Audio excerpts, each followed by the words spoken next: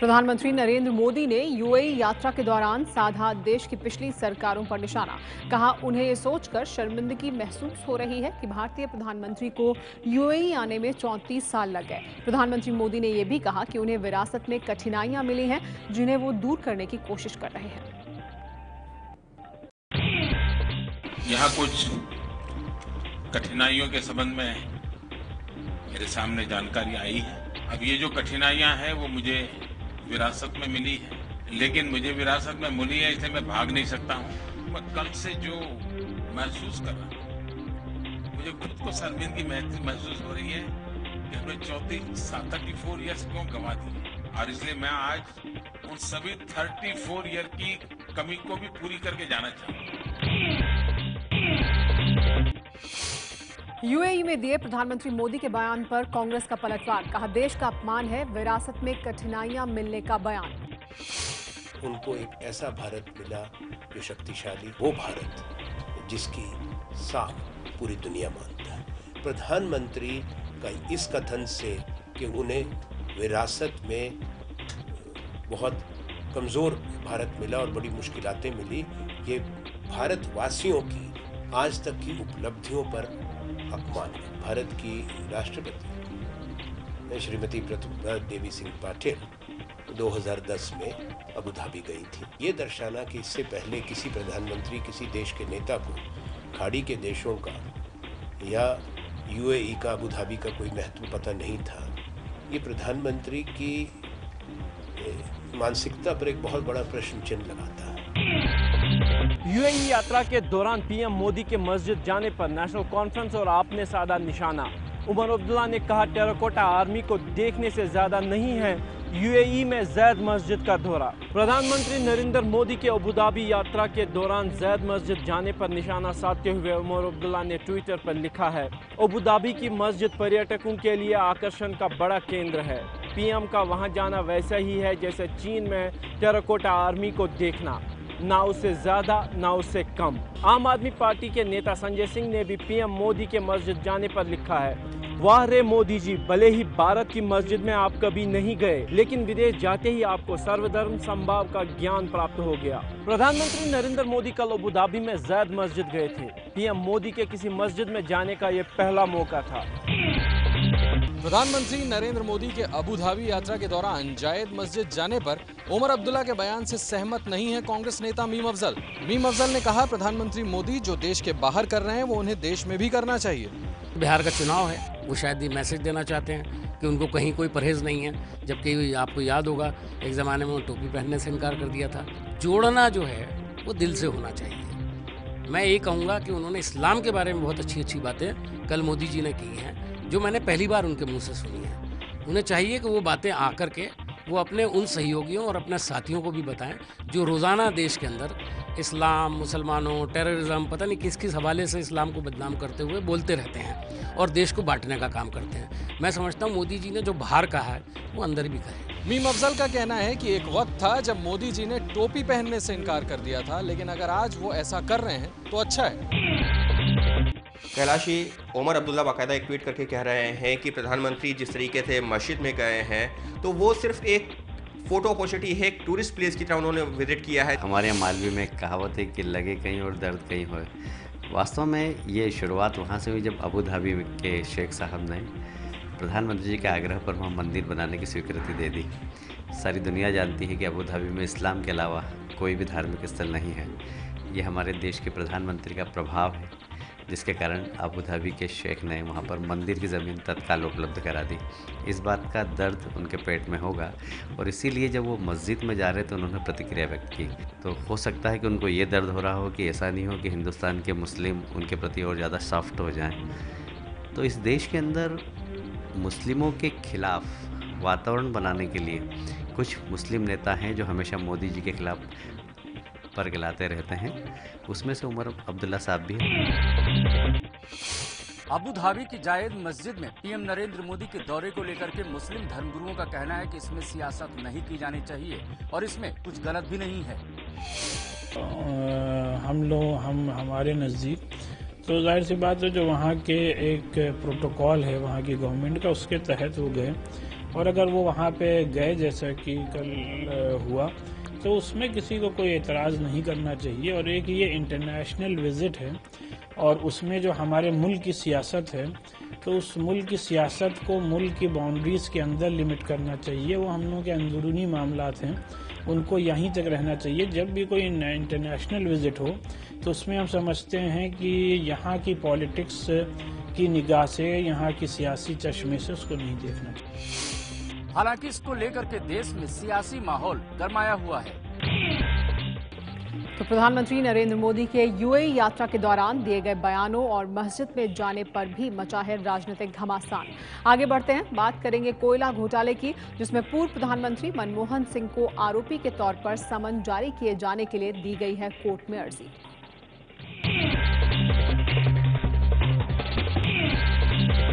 कोयला घोटाले में पूर्व प्रधानमंत्री मनमोहन सिंह को भी आरोपी के तौर पर समन किए जाने को लेकर झारखंड के पूर्व मुख्यमंत्री मधु कोड़ा ने कोर्ट में दी अर्जी। अर्जी में मधु कोड़ा ने कहा कि मनमोहन सिंह को भी आरोपी के तौर पर समन किया जाए। कोयला घोटाले के आरोपी और झारखंड के पूर्व मुख्यमंत्री मधु कोड़ा ने स्पेशल कोर्ट में अर्जी दी है कि पूर्व प्रधानमंत्री मनमोहन सिंह को भी आरोपी के तौर पर समन भेजा जाए। कोड़ा ने मनमोहन सिंह के अलावा 2 और लोगों को भी कोयला घोटाले में आरोपी के तौर पर समन भेजने की अपील की है। ये 2 लोग हैं पूर्व कोयला सचिव आनंद स्वरूप और पूर्व खनन सचिव जय शंकर तिवारी। मधु कोड़ा ने ये अर्जी जिस केस में दी है वो झारखंड के अमरकोंडा कोयला खदान से जुड़ा हुआ है। चारा घोटाले में आरजेडी सुप्रीमो लालू यादव की मुश्किलें बढ़ सकती हैं। चारा घोटाले से जुड़े एक मामले में लालू के खिलाफ धाराओं को हल्की किए जाने के मामले में सुप्रीम कोर्ट ने लालू यादव को नोटिस जारी कर जवाब मांगा है। लालू यादव को यह नोटिस सीबीआई की अर्जी पर जारी किया गया है। सीबीआई ने लालू यादव के ऊपर से देवघर के सरकारी खजाने से 96 लाख रुपए की निकासी के मामले में आपराधिक साजिश और धोखाधड़ी की धाराएं हटाए जाने के झारखंड हाईकोर्ट के फैसले का विरोध करते हुए सुप्रीम कोर्ट में अर्जी दाखिल की थी।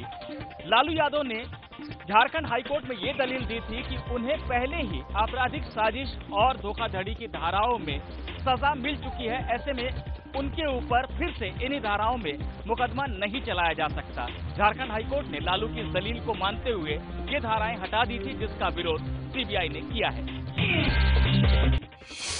प्रवर्तन निदेशालय ने सिंगापुर में ललित मोदी के 2 खाते सील किए। पूर्व आईपीएल कमिश्नर ललित मोदी पर फेमा और पीएमएलए के तहत मुकदमे दर्ज हैं। सूत्रों के मुताबिक प्रवर्तन निदेशालय के अधिकारियों ने सिंगापुर सरकार से संपर्क कर ललित मोदी के वहां के 2 बैंक अकाउंट सील करवा दिए हैं। प्रवर्तन निदेशालय के अधिकारियों ने ललित मोदी के अकाउंट में मौजूद रकम को भारत भेजने की भी अपील की है। इस बीच सीबीआई ने भी ललित मोदी के खिलाफ रेड कॉर्नर नोटिस जारी करवाने के लिए इंटरपोल से संपर्क किया है। कुछ दिनों पहले अदालत ने ललित मोदी के खिलाफ गैर जमानती वारंट जारी किया था। ललित मोदी के खिलाफ रेड कॉर्नर नोटिस इसी सप्ताह जारी हो सकता है। भारतीय कानून का सामना करने से बचने के लिए वह विदेशों में रह रहे हैं। सेक्स स्कैंडल में फंसे गुजरात दंगों को लेकर पुलिस की भूमिका पर सवाल उठाने वाले निलंबित आईपीएस अधिकारी संजीव भट्ट, गुजरात सरकार ने नोटिस भेजकर मांगा जवाब। गुजरात कैडर के निलंबित आईपीएस अफसर संजीव भट्ट को गुजरात सरकार ने एक वीडियो में कथित तौर पर एक महिला के साथ नजर आने पर कारण बताओ नोटिस जारी किया है। गुजरात सरकार के गृह मंत्रालय को एक पेनड्राइव में 11 मिनट की वीडियो क्लिप मिली थी। इस वीडियो में संजीव भट्ट किसी महिला के साथ नजर आ रहे हैं। 14 अगस्त को मिले इस नोटिस में संजीव भट्ट से पत्नी के अलावा दूसरी महिला से संबंध रखने पर जवाब मांगा गया है। इसमें कहा गया है कि भट्ट का व्यवहार एक आईपीएस अफसर जैसा नहीं है और यह ऑल इंडिया सर्विसेज रूल्स का भी उल्लंघन है। वहीं संजीव भट्ट का कहना है कि उन्होंने नोटिस मिलने के अगले दिन ही उसका जवाब दे दिया है। संजीव ने नोटिस के जवाब में कहा है कि वीडियो में दिखाई दे रहा शख्स वे नहीं बल्कि उनके जैसा ही दिखने वाला कोई और है। नोटिस में कहा गया है कि इस वीडियो की जांच गांधीनगर के फोरेंसिक लैब से करवा ली गई है और इसमें पाया गया है कि वीडियो से कोई छेड़छाड़ नहीं की गई है। ध्यान रहे कि संजीव भट्ट को नौकरी से बर्खास्त करने के लिए गुजरात सरकार ने पहले ही केंद्र सरकार को सिफारिश कर रखी है। उधमपुर हमले में शामिल जिंदा पकड़े गए पाकिस्तानी आतंकी नावेद का होगा लाई डिटेक्शन टेस्ट। दिल्ली की पटियाला हाउस कोर्ट की विशेष एनआईए कोर्ट ने दिया आदेश। आतंकी नावेद को एनआईए कोर्ट में पेश करते हुए एनआईए ने मांग की कि इसका पॉलीग्राफी टेस्ट करवाना जरूरी है, जिससे कि पता चल सके कि इसके पीछे किसका हाथ है, किसके इशारे पर यह आतंकी हमला करने आया था, साथ ही इसको आतंकी संगठनों के बारे में क्या जानकारी है। जिसके बाद अदालत ने नावेद का पॉलीग्राफी टेस्ट करवाने की अनुमति दे दी। ये पॉलीग्राफी टेस्ट कल सुबह 11 बजे सीबीआई हेडक्वार्टर में बनी लैब में होगा। नावेद फिलहाल 14 दिन की एनआईए कस्टडी में है और एनआईए उसको लेकर दिल्ली आ चुकी है। बिहार के राज्यपाल रामनाथ कोविंद के शपथ ग्रहण में पहुंचे सामाजिक न्याय और अधिकारिता राज्य मंत्री विजय सांपला को नहीं मिला मान सम्मान। सांपला का आरोप, एयरपोर्ट से खुद टैक्सी मंगवाकर राजभवन पहुंचना पड़ा। डीएम, एडीएम या कम से कम एसडीएम रैंक का व्यक्ति जो है वो लाइसेंस रिसीव करता है और साथ में भी एक एसडीएम रैंक का व्यक्ति रहता है। एक तो वो नॉमिनी नहीं पूरा किया। गाड़ी भी मुझे जो एयरपोर्ट पे प्रोवाइड करवाई गई वो प्राइवेट गाड़ी, टैक्सी गाड़ी थी। टैक्सी गाड़ी पे पर फ्लैग नहीं लग सकता, तो सीधी सी बात है कि फ्लैग गाड़ी भी नहीं दी गई। और तीसरा जो है कि जब हम किसी जगह पे भी पहली बार कोई केंद्रीय मंत्री जाता है तो उसको गार्ड ऑफ ऑनर देते हैं, तो यहाँ पे वो भी नहीं फॉलो किया गया। विजय सांपला ने कहा कि मैं पहले सिर्फ सुनता था कि बिहार में व्यवस्था नाम की कोई चीज नहीं है और आज मैंने देख भी लिया। शिवसेना ने आज मुंबई में तहलका मैगजीन के खिलाफ प्रदर्शन किया। शिवसैनिक मैगजीन में शिवसेना प्रमुख बाल ठाकरे के खिलाफ टिप्पणी से नाराज है। मुंबई के नरीमन पॉइंट इलाके में आज शिवसैनिकों ने तहलका मैगजीन के खिलाफ विरोध प्रदर्शन किया। शिवसैनिकों का कहना है कि तहलका की कवर स्टोरी में शिवसेना प्रमुख बाला साहेब ठाकरे की तुलना याकूब मेमन और दाऊद इब्राहिम से की गई थी। शिवसैनिक इसी का विरोध कर रहे थे। इससे पहले भी एमएनएस और एनसीपी ने तहलका का विरोध किया था। नेशनल हेरल्ड केस में कांग्रेस अध्यक्ष सोनिया गांधी को राहत। सूत्रों के मुताबिक जांच एजेंसियों को विदेशी मुद्रा प्रबंधन कानून यानी फेमा के उल्लंघन का कोई सबूत नहीं मिला है। ये खबर सामने आने के बाद कांग्रेस ने कहा है कि अब ये बात साबित हो गई है कि राजनीतिक बदला लेने के लिए फर्जी केस बनाया गया था।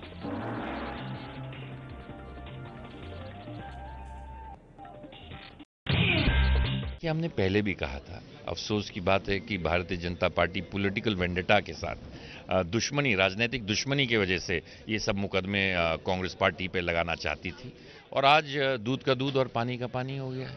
और भारतीय जनता पार्टी को जो हम देश को बता रहे थे, आज पूरे देश ने जान लिया कि ये सिर्फ राजनीतिक द्वेष के कारण ये मुकदमे किए।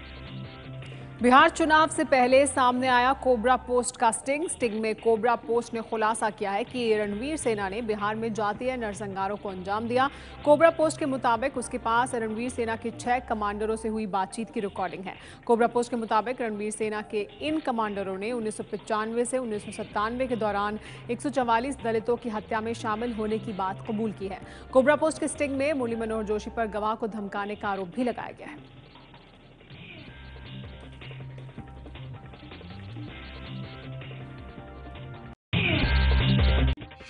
इस वक्त बिहार के पूर्व मुख्यमंत्री जीतन राम मांझी, उनसे बात करते हैं। सर, आज कोबरा पोस्ट में आज एक खबर आई है जिसमें उन्होंने ये कहा है कि जो रणवीर सेना थी उसके जो लोग बरी हुए हैं, उन्होंने ये कहा कि उन्होंने ही ये जुर्म किया था, जबकि उनको कोर्ट ने बरी कर दिया।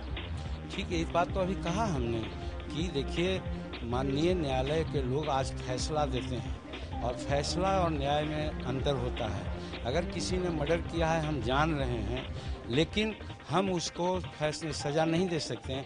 5 आदमी मिलकर कहता है कि नहीं, इसने मर्डर नहीं किया है, तो कोर्ट यही कहता है कि 5 गो मर्डर करने वालों के पक्ष में देता है कि ये नहीं किया, तो फैसला देते हैं, उसको छोड़ देते हैं। और जो मर्डर नहीं करता है उसके बारे में 10 गो आके कह दिया कि हाँ यही मर्डर किया है, तो उसको ये लोग सजा देते हैं। स्थिति ये सब शक्कर के सामने यही हुई है कि उचित विटनेस जो सच समय देना चाहिए प्रेजेंट नहीं किया गया, इसमें बिहार सरकार दोषी है। 13 अगस्त को मेरठ में एक लड़की से छेड़छाड़ का विरोध करने पर एक फौजी को पीट कर हत्या करने के चौथे आरोपी को भी पुलिस ने गिरफ्तार कर लिया है। इस मामले में जिस चौथे आरोपी को गिरफ्तार किया गया है उसका नाम छविंद्र है और वो इस मामले का मास्टरमाइंड है। इस मामले में 3 आरोपियों की गिरफ्तारी पहले ही हो चुकी थी, जबकि चौथे और आखिरी आरोपी की गिरफ्तारी अब जाकर हुई है। यूपी विधानसभा में आज राज्य की खराब कानून व्यवस्था को लेकर जोरदार हंगामा हुआ। हंगामे के चलते सदन की कार्यवाही कल तक के लिए स्थगित कर दी गई। सोमवार को 11 बजे के करीब जैसे ही विधानसभा की कार्यवाही शुरू हुई, विपक्ष ने राज्य की बिगड़ती कानून व्यवस्था की हालत पर बहस की मांग शुरू कर दी। बीएसपी के विधायक नीले रंग की टोपी और झंडे लेकर सदन में पहुंचे और नारेबाजी करने लगे। विधानसभा स्पीकर माता प्रसाद के बार बार कहने के बाद भी जब सदस्य नहीं माने तो प्रश्नकाल की कार्यवाही को कई बार स्थगित करना पड़ा। सदन के अंदर विपक्ष और कांग्रेस के विधायकों ने भी जोरदार हंगामा किया। बाद में विपक्ष सदन से बाहर चला गया और यूपी की अखिलेश सरकार पर कानून व्यवस्था में फेल होने का आरोप लगाया। मशहूर गायक अरिजीत सिंह को अंडरवर्ल्ड से मिली धमकी। रवि पुजारी गैंग पर 5 करोड़ रुपए मांगने का आरोप। आसमां के परे एक जहां है, कहीं झूठ सच का वहां। मशहूर गायक अरिजीत सिंह के मुताबिक रवि पुजारी ने उनके मैनेजर को फोन करके 5 करोड़ रुपए देने की मांग की है। धमकी दी है कि या तो पैसे दे या फिर मुफ्त में 2 शो करें। अरिजीत सिंह ने मुंबई के ओशिवरा पुलिस स्टेशन में शिकायत दर्ज कराई है। अरिजीत सिंह लोकप्रिय युवा गायक हैं जिन्होंने हिंदी फिल्मों के लिए कई सुपरहिट गाने गाए हैं। श्रीलंका में संसदीय चुनावों के लिए आज डाले गए वोट। इस चुनाव के जरिए पूर्व राष्ट्रपति महिंद्रा राजपक्षे सत्ता में वापसी की कोशिश कर रहे हैं। श्रीलंका में आज संसदीय चुनाव के लिए वोट डाले गए। श्रीलंका की संसद में कुल 225 सीटें, यानी कि किसी भी पार्टी को बहुमत हासिल करने के लिए कम से कम 113 सीटें जीतनी होंगी। चुनाव में वैसे तो प्रधानमंत्री रनिल विक्रमसिंघे की यूनाइटेड नेशनल पार्टी और राष्ट्रपति मैत्रीपाला सिरिसेना के यूनाइटेड पीपल्स फ्रीडम अलायंस आमने सामने है, लेकिन माना जा रहा है कि राष्ट्रपति सिरिसेना के लिए असली चुनौती उन्हीं की पार्टी की तरफ से चुनाव लड़ रहे पूर्व राष्ट्रपति महिंद्रा राजपक्षे हैं। श्रीलंका में पिछले साल हुए राष्ट्रपति चुनाव में मैत्रीपाला सिरिसेना ने राजपक्षे को हरा दिया था, लेकिन राजपक्षे अब संसदीय चुनाव में जीत हासिल करके राजनीति में फिर से अपना दबदबा बनाना चाहते हैं। दक्षिण अमेरिकी देश ब्राजील की राष्ट्रपति डिल्मा रोसेफ को हटाने के लिए हजारों लोगों ने किया प्रदर्शन। राष्ट्रपति पर लगाए भ्रष्टाचार के आरोप। ये तस्वीरें ब्राजील के शहर रियो डी जेनेरो की हैं, जहां कल लोगों ने राष्ट्रपति डिल्मा रोसेफ के खिलाफ जमकर प्रदर्शन किया। प्रदर्शनकारी राष्ट्रपति को तत्काल हटाने और उन पर महाभियोग चलाने की मांग कर रहे हैं। आरोप लगा है कि सरकारी तेल कंपनी पेट्रोब्रास से ठेके पाने के लिए निजी कंपनियों ने ब्राजील की सत्ताधारी वर्कर्स पार्टी के नेताओं को रिश्वत दी थी। जिस वक्त ये ठेके दिए गए उस वक्त राष्ट्रपति रोसेफ पेट्रोब्रास की चेयरमैन थी। हालांकि जांच में राष्ट्रपति रोसेफ को इन आरोपों से बरी कर दिया गया है, लेकिन विरोधी उनके इस्तीफे की मांग पर अड़े हुए हैं। प्रदर्शनकारियों का आरोप है कि राष्ट्रपति रोसेफ भ्रष्टाचार के इस मामले में शामिल रही हैं, लेकिन जांच करने वाले उन्हें जानबूझकर बचा रहे हैं। और अब एक अहम खबर खेल के मैदान से, क्रिकेट के मैदान से। शिखर धवन चोट लगने की वजह से श्रीलंका सीरीज से बाहर हो गए हैं, लेकिन शिखर धवन की जगह नया खिलाड़ी नहीं आएगा। चेतेश्वर पुजारा दूसरे टेस्ट में ओपन करेंगे, क्योंकि वो पहले इंडिया ए के लिए ओपन कर चुके हैं। हमारे साथ इस पर और ज़्यादा जानकारी के लिए जीएस विवेक भी जुड़ गए हैं। विवेक, शिखर धवन को चोट जो लगी थी उसकी वजह से वो आउट हुए हैं, लेकिन इसमें मौका मिला है चेतेश्वर पुजारा को,